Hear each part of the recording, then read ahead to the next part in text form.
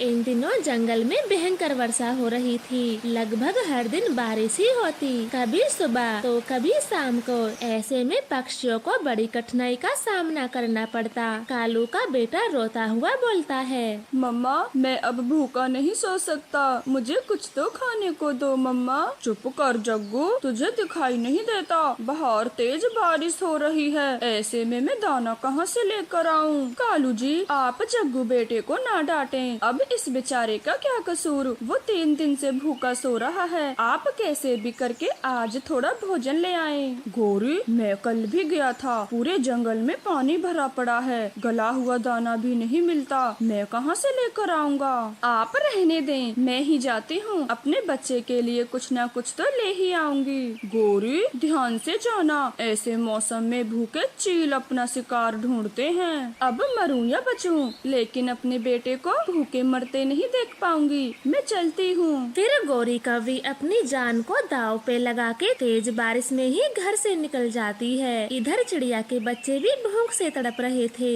मम्मा मम्मा भैया को तो देखें, कैसे चक्कर खाकर ये गिर गए हैं, आप जल्दी करें। मम्मा चिड़िया भागी भागी कुक्कू के पास आती है और बारिश की बूंदे उसके मुंह में डालती है। कुक्कू धीरे धीरे अपनी आंखें खोलता है। कुक्कू मेरे बच्चे, आप ठीक तो हो?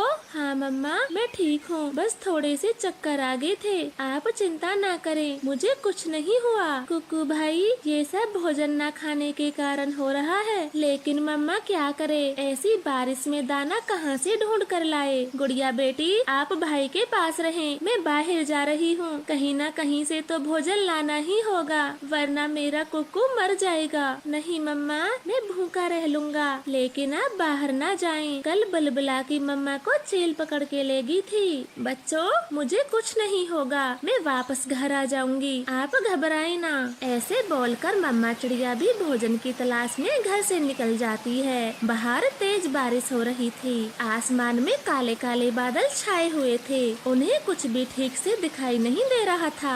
ये डंडा, एक काम करती हूँ, इसे अपने पास रख लेती हूँ, अगर चील मुझे मिल भी गई तो उसकी इसी से पिटाई करूँगी। फिर गौरी कौवी उस डंडे को अपने कंधे पर रखे आगे की तरफ निकल जाती है। भूखा चील पत्तेदार पेड़ में छुपा बैठा था, उसकी नजर रानो चिड़िया पर जाती है। आ गया शिकार आ गया, आज इस छोटी चिड़िया को पकड़ के ले जाऊंगा, मेरी पत्नी इसका मांस खा के बहुत खुश होगी। चील चौकन्ना हो जाता है, भोली चिड़िया को क्या पता था, वो उसी पेड़ के बिल्कुल पास से जाती है। तभी चील एकदम से चिड़िया को दबोच लेता है। इतनी भी छोटी नहीं है ये चिड़िया, इसे तो हम दोनों का पेट भर जाएगा।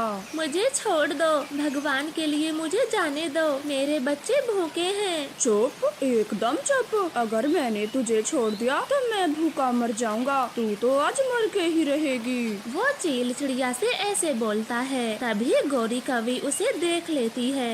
अरे बाप रे, छोटी चिड़िया को बचाना होगा, वो भी अपने बच्चों के लिए दाना लेने आई होगी। फिर गौरी कौवी बिना कुछ सोचे समझे चील पर हमला करती है, वो उसे मार मार के बेहोश कर देती है। चिड़िया तुम ठीक तो हो ना, कोई खरोंच तो नहीं आई? गौरी बहन मैं ठीक हूँ, अगर आज तुम समय पर ना आती तो वो चील मुझे मार देता, मैं कैसे तुम्हारा धन्यवाद करूँ, आज तुमने अपनी जान पर खेलकर मुझे बचाया है। बस करो, इतनी भी निर्दयी नहीं हूँ मैं जो तुम्हें ना बचाती, और वैसे भी मैं कितनी शैतानी करती हूँ, तुम उसके बावजूद भी हमेशा हमारी मदद करती हो। वो तो है, लेकिन आज मैं बेबस हूँ, मेरे बच्चे भूखे हैं, उनके लिए भोजन लेने आई हूँ।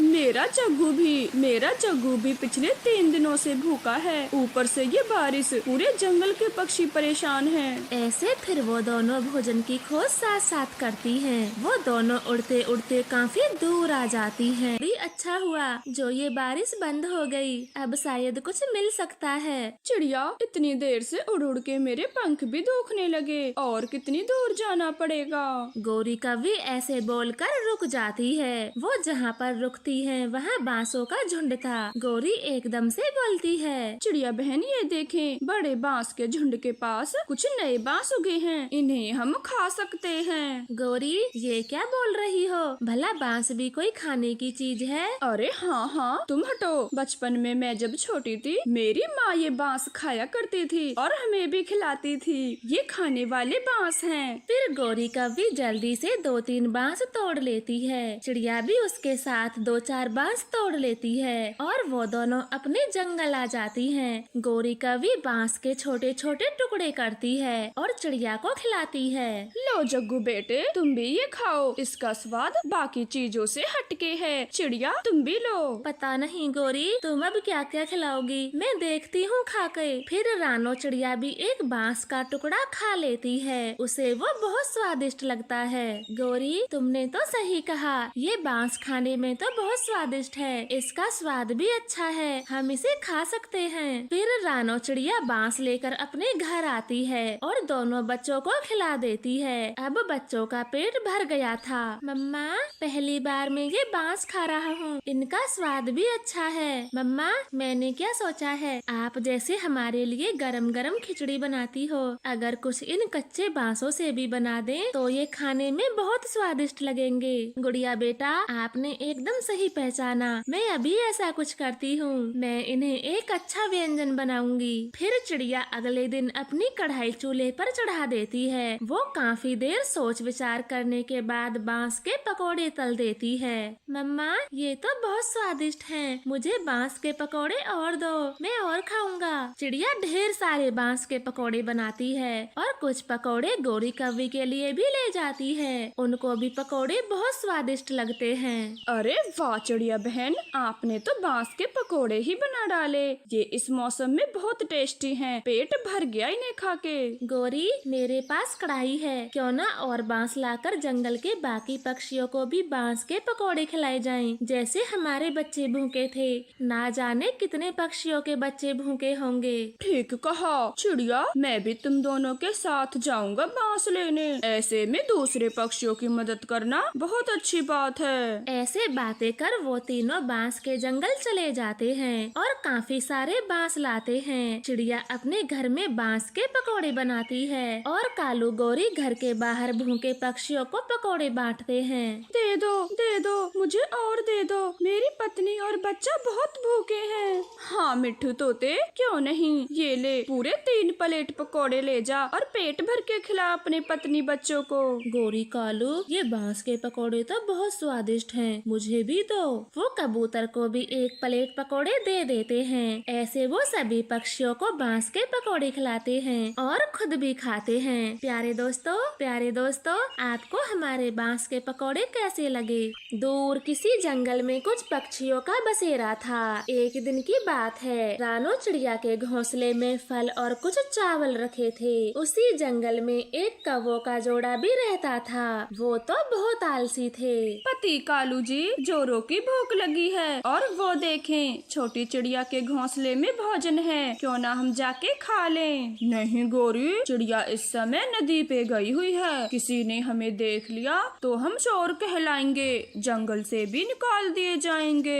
आप भी ना इतना डरते हो, हम कौवे हैं, किसी को कुछ पता नहीं लगने देंगे। चिड़िया का भोजन हमने खाया है, अब चलें। फिर गौरी कव्वी कालू को अपने साथ लेकर चिड़िया के घोंसले में चली जाती है और चिड़िया के घोंसले का पूरा खाना खा लेती है। थोड़ी देर बाद चिड़िया नदी से वापस आती है तो अपने घोंसले को खाली देख मम्मा चिड़िया बहुत दुखी होती है। अरे मेरे घोंसले में फल और चावल रखे थे, अब कहाँ गए? मेरा भोजन कौन दुष्ट ले गया? चिड़िया कबूतर के पास जाकर बोलती है, कबूतर भैया मैंने अपने घोंसले में भोजन रखा था, मैं नदी पर गई थी और जब वापस आई तो कुछ भी नहीं मिला। आपने मेरे घोंसले में किसी को देखा था? नहीं रानो चिड़िया, मैं तो अभी अभी आया हूँ, तब तो आपके घोंसले में कोई नहीं था, मैंने किसी को नहीं देखा। हो सकता है कोई बूढ़ा पक्षी भूखा हो और आपके घोंसले से अपना पेट भर के चला चला गया।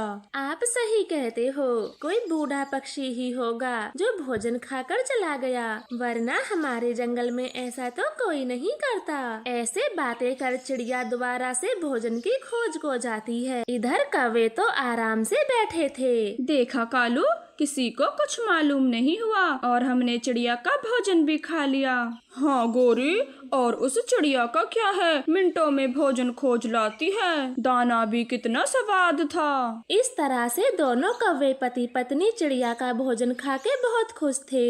अब तो उनकी दूसरों का भोजन चुरा के खाने की आदत बन गई थी। वो कभी भी खुद से भोजन नहीं लाते थे। चिड़िया बहन, अब सर्दियों का मौसम आने वाला है, क्या तुमने दाना पानी जमा कर लिया है? नहीं रेशमा, मैं कैसे भोजन जमा करूं? जैसे ही थोड़ा भोजन घोंसले में रखे जाती हूँ, कोई दुष्ट मेरा पूरा भोजन ले जाता है। मैं बहुत परेशान हूँ, करूँ तो क्या करूँ? ये तो बड़ी समस्या की बात है। कोई दुष्ट रोज रोज आपका भोजन चोरी करके ले जाता है। ऐसे तो आप सर्दियों के लिए थोड़ा भी भोजन जमा नहीं कर पाओगी। मेरी मानो तो आप लकड़ी का मजबूत घर बना लो, फिर वो चोर आपका भोजन चोरी नहीं कर पाएंगे। आप सही कहती हो, मैं अपना लकड़ी का ही घर बनाऊंगी और मजबूत दरवाजा भी लगाऊंगी और फिर सर्दियों के लिए आराम से सारा भोजन जमा करूंगी। ऐसे खुश होकर छोटी चिड़िया लकड़ी लेने जंगल चली जाती है। कालू कौवा उन दोनों की बातें सुन रहा था।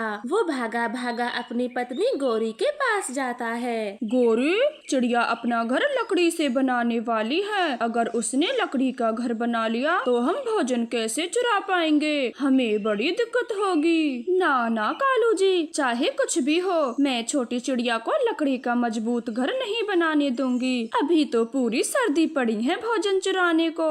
ऐसे कालू गोरी चिंता में पड़ जाते हैं। इधर जंगल में आकर मेहनती चिड़िया खूब लकड़ियाँ जमा करती है। उसे एक आवाज सुनाई देती है, बचाओ बचाओ, मेरी कोई मदद करो, मैं परी हूँ, मैं इन झाड़ियों में फंसी हूँ। फिर रानो चिड़िया बड़ी झाड़ियों के पीछे देखती है। उसे जादुई परी मकड़ी के जाल में फंसी मिलती है। छोटी चिड़िया, मेरी मदद करो, मुझे इस जाल से बाहर निकालो, मैं यहाँ काफी देर से फंसी हूँ। फिर छोटी चिड़िया अपनी चोंच से मकड़ी के जाल को काटती है और परी को जाल से आजाद करती है। आपका बहुत बहुत धन्यवाद। अगर इस जंगल में तुम नहीं आती तो पता नहीं मैं कब तक ऐसे जाल में फंसी रहती। परी जी, धन्यवाद कैसा, मुसीबत में फंसे की मदद करना तो हमारा फर्ज है। फिर परी आसमान में उड़ जाती है। चिड़िया भी लकड़ी लेकर अपने जंगल लौट आती है। वो लकड़ियों को अपने घोंसले के पास रखकर सो जाती है। वो लकड़ी काटने के कारण बहुत थक जाती है, इसलिए जल्दी ही सो जाती है। जाओ जाओ कालू, चिड़िया की लकड़ियों को उठा के कहीं दूर फेंकाओ। हम भी चिड़िया का लकड़ी घर बनने नहीं देंगे।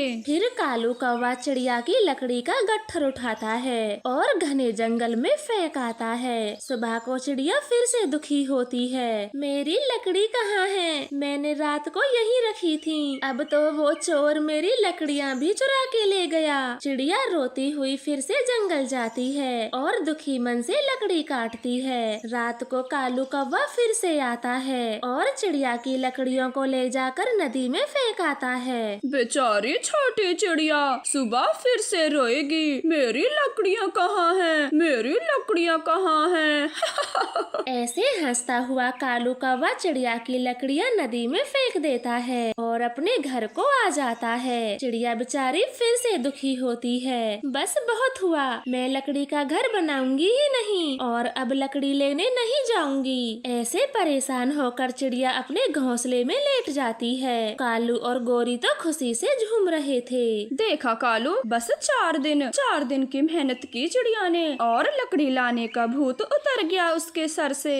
गोरी, अब हमें कोई चिंता नहीं, आराम से चिड़िया का भोजन चुरा पाएंगे और खा पाएंगे। कालू, नदी पे चलते हैं, मुझे प्यास लगी है, ठंडा ठंडा पानी पियेंगे। ऐसे बातें करके दोनों कौवे नदी पर चले जाते हैं। चिड़िया घोंसले में लेटे लेटे रो रही थी। तभी वहाँ जादुई परी चिड़िया के पास आती है। जादुई परी, आप तो वही हो जो मुझे जंगल में मिली थी। हाँ छोटी चिड़िया, मैं वही परी परी हूँ जिसकी तुमने मदद की थी। बोलो तुम क्यों रो रही हो? मैं यहाँ से जा रही थी, तभी मेरी नजर तुम पर पड़ी। फिर चिड़िया रोते हुए सारी बात परी को बता देती है। परी को चिड़िया की मेहनत पर दया आती है। वो पास के एक घने पेड़ को देखती है जिसके पत्ते बहुत घने थे। वो उन पत्तों से ही जादुई घर बना देती है और चिड़िया के लिए सर्दियों का ढेर सारा भोजन भी देती है। परी जी, आप तो बहुत अच्छी हो, मेरी सारी चिंताएं ही दूर कर दी। भोली चिड़िया, तुम भी बहुत अच्छी हो, उस दिन मेरी जान बचाई, तो आज मेरी बारी थी तुम्हारी मदद करने की। अब मैं चलती हूँ। ऐसे बोलकर परी वहाँ से चली जाती है। चिड़िया भी खुशी खुशी अपने घर के अंदर चली जाती है। थोड़ी देर बाद कौवे वहाँ पर आ जाते हैं। वो तो चिड़िया का पत्तों का घर देखकर हैरान थे। कालू, अभी थोड़ी देर पहले तो यहाँ कुछ भी नहीं था, फिर ये सुंदर पत्तों का घर कहाँ से आ गया? मुझे क्या पता गौरी, मैं भी तो तुम्हारे साथ गया था। पता नहीं चिड़िया ने कौन सा जादू सीख लिया जो इतनी जल्दी पत्तों का घर बना लिया। हम भी कौवे हैं, चिड़िया के घर के पत्ते पत्ते उड़ा देंगे। कालू गौरी ऐसे बातें कर चिड़िया के घर को रात में ही तोड़ने चले जाते हैं, मगर जादुई परी सब देख रही थी। तो ये कौवे हैं जो भोली चिड़िया को परेशान करते हैं, उसका भोजन भी चुराते हैं, उसकी लकड़ियों को भी दूर फेंक कर आए। आज इन्हें सबक देना ही पड़ेगा। कालू कौवा और गौरी कौवी जैसे ही चिड़िया के घर को तोड़ने लगते हैं तो जादुई परी उनकी खूब पिटाई करती है। कालू, ये क्या हो रहा है? ये डंडा हमें क्यों मार रहा है? बचाओ, मुझे तो कोई बचाओ। कौन है यहाँ? दुष्ट कौवो, मैं जादुई परी हूँ। तुम दोनों भोली चिड़िया को बहुत दुखी करते हो, इसलिए आज तुम दोनों की पिटाई होनी बहुत जरूरी थी। नाना परी जी, इस डंडे से कहो ये रुक जाए, हम आगे से चिड़िया की तरफ देखेंगे भी नहीं। हाँ, और मैं तो खुद ही भोजन लेने जाया करूँगा, चिड़िया के लिए भी लाया करूँगा।